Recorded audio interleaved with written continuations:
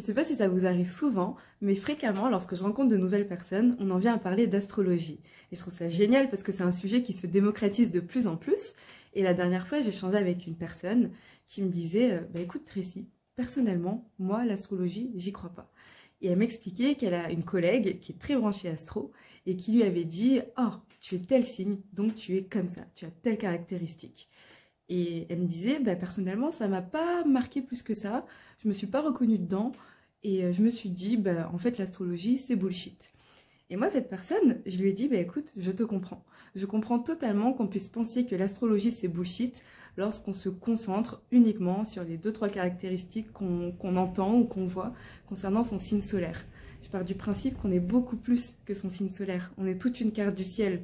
Moi, quand je prépare mes cartes du ciel, je mets 4 heures à préparer. Et ensuite, 2 heures, le temps d'échanger avec la personne pour délivrer toutes mes interprétations et pour vraiment avoir un moment d'échange concernant sa carte du ciel et comment elle ressent les choses, etc. Et je comprends toutes les personnes qui me disent « je ne me reconnais pas dans mon signe ». Il y a plein de choses qui peuvent l'expliquer.